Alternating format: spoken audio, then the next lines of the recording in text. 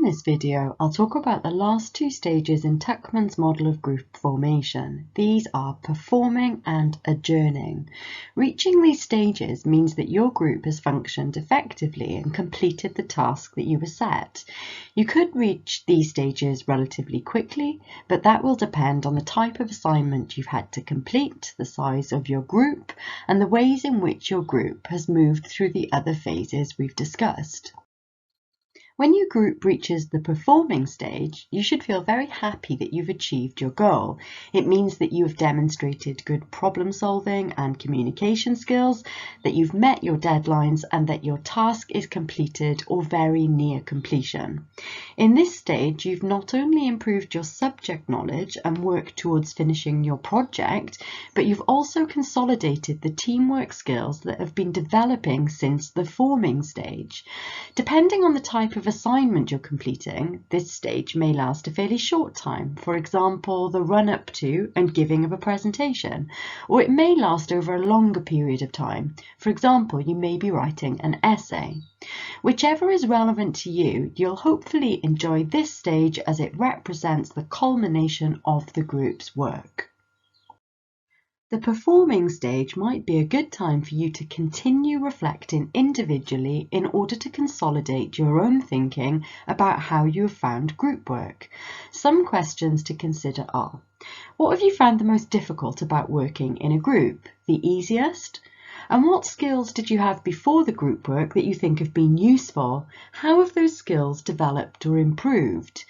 Have you learned anything new? What are those new skills, and are there ways you can continue to develop them once your group work is finished? How has your subject knowledge improved?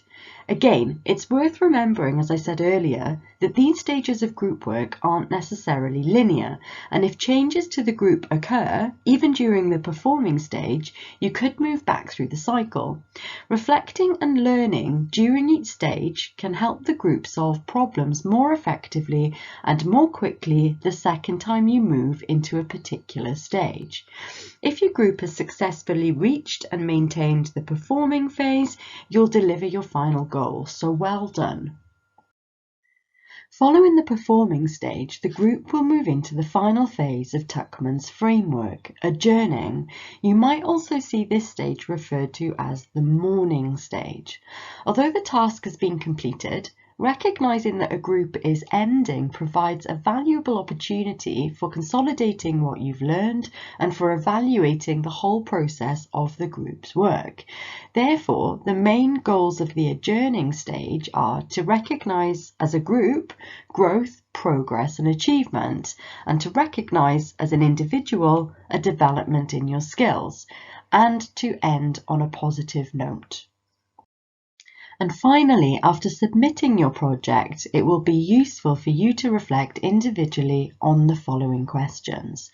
How did you find the process of group work? What was done well, and how did it make you feel?